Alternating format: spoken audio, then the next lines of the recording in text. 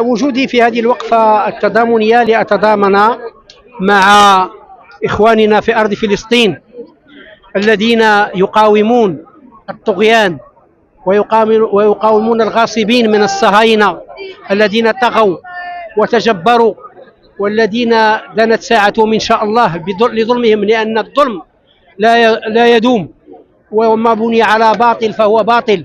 فاليوم الحمد لله المجاهدون تطأ أقدامهم أرضا لم يطأوها منذ الأربعينيات من القرن الماضي، وهذا منعطف مهم في تاريخ القضية، وهذا منعطف حاسم إن شاء الله. وأول الغيث قطر ثم ينهمر.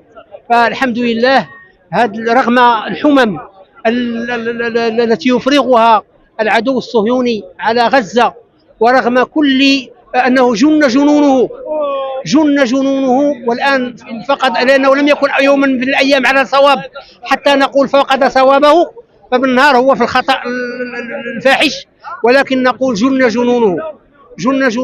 وهذه الحمد لله دليل على التخبط.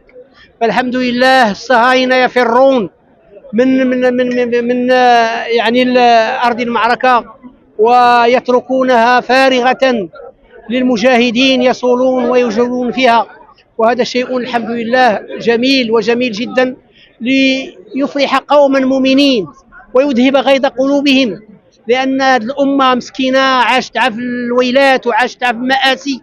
وهذا النصر وهذا فاتحة الخير رغم الثقل التأديب بين قوسين الصهيوني الذي أو الانتقام الصهيوني الذي يقوم به تجاه إخواننا في فلسطين، رغم ذلك يعني هذا النصر يعني مسح على قلوب العباد وأحست فيه الأمة بشيء من الفرح، وهذا شيء الحمد لله نحمد الله عليه. نسأل الله سبحانه وتعالى أن تتوالى الأفراح وأن يعجل بفرج المسجد الأقصى الذي يصول فيه الصهاينة والذين يخرقون مقدساته، والذين أمروا الفلسطينيين بالتعري في البيوت ديالهم، فهم الذين بدأوا وهم الذين تجاوزوا الحدود، ويبدو أن ساعتهم إن شاء الله قد دنت، وما ذلك على الله بعزيز. هذا تقليد عالمي، يعني العلم الصهيوني يحرق في العالم أجمع، العلم الصهيوني يحرق في كل، فهو رمز.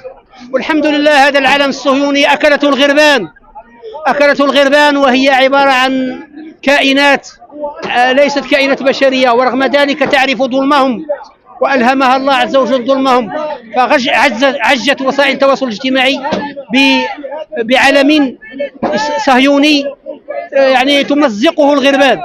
فهذا العلم يستحق التمزيق ويستحق الحرق، لأنه رمز لهذا الغصب، وما بني على باطل فهو باطل. في هذه الوقفة نحن في المبادرة المغربية للدعم والنصرة دعونا لهذه الوقفة، دعونا سكان مدينة الدار البيضاء.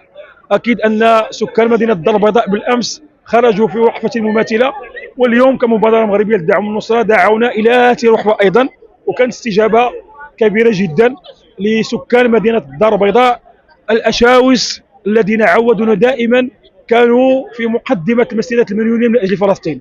اليوم خرجنا في هذه الوقفة طبعا بفعل التطورات الجارية في فلسطين، ما حققته المقاومة في معركة طوفان الأقصى اليوم الذي هز أركان الكيان الصهيوني وألحق بجيش العدو هزيمة نكراء، وأسقط أسطورة الجيش الصهيوني الذي لا يقهر، وتبين أن الكيان الصهيوني هو أوهن من بيت العنكبوت. هذا الكيان الذي لم يستطع أن يحمي مستوطنيه ويحمي جيشه فضباطه بالرتب العالية كلهم أسرى أو سقطوا نتيجة المقاومة، فلا يمكن أن يقدم خدمة أو يحمي الدول المطبعة. لذلك اليوم وقفنا افتخارا وفرحا بالنصر الذي حققته المقاومة، وأيضا من أجل أن نقول للشعب الفلسطيني نحن معكم في هذه المعركة، حققتم النصر وتواجهون العدو وآلته الحربية، فنحن معكم في هذه المعركة بهذه الوقفة لإسنادكم، ليست وحدكم.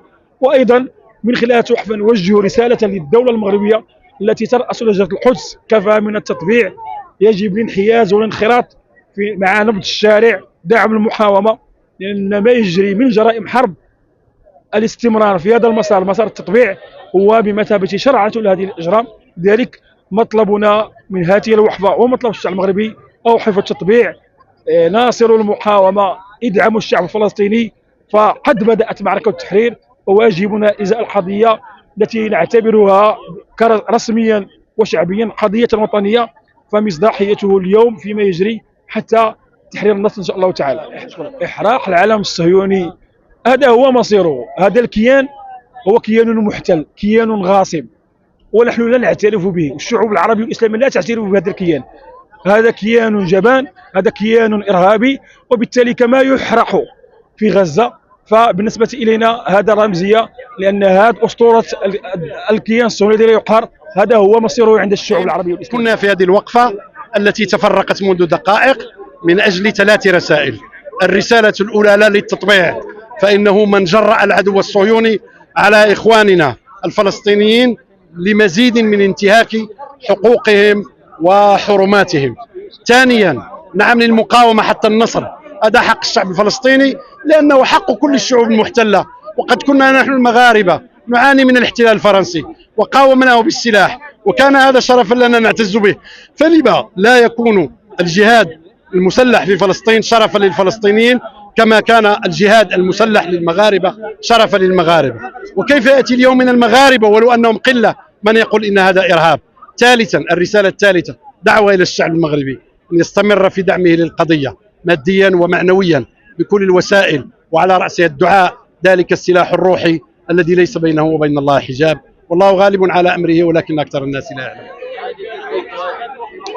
هذه الوقفة اليوم نظمتها مجموعة من الفعاليات الوطنية تأتي في إطار دعم المقاومة المسلحة التي رفعت رأس الأمة العربية والإسلامية عاليا. المقاومة اليوم أسقطت اتفاق أوسلو، أسقطت نهج المفاوضات، وكذلك أسقطت التطبيع. ليس هناك تطبيع اليوم شيعته إلى متواه الأخير، وعلى الدول العربية ومنها المغرب أن تتراجع عن التطبيع. لماذا؟ لأن المقاومة الفلسطينية كل تيارات المقاومة أعطتنا الفرصة بأن نرفع رأسنا عاليا. فلسطين تتحرر بالسلاح. لماذا؟ لأن العصابات الإجرامية هي قتلت الشعب الفلسطيني. وانظروا اليوم إلى غزة كيف تدكها الطائرات. هؤلاء المقاومون اليوم، هذا الشباب الذي اعتقد المجرمون الصهاينة بأنه سيكون جيل هزيمة، هو جيل مقاوم مجاهد يكافح بكل ما لديه. حاولوا بأظافرهم أن يحفروا في التراب وفي الصخر من أجل أن يدخلوا إلى فلسطين، كل فلسطين التاريخية، لتصبح اليوم المعركة معركة الأمة. فالمعركة هي معركة إقليمية، معركة كل الساعات. على الجميع أن يدخل هذه المعركة لمواجهة الصهاينة.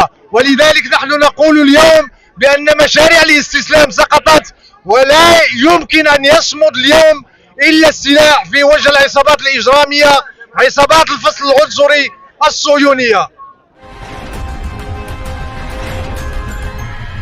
اشترك الآن في قناة أشواق تيفي وفعل الجرس ليصلك كل جديد، وشارك الفيديو على مواقع التواصل الاجتماعي. أشواق تيفي، جريدة إلكترونية وطنية شاملة ومستقلة.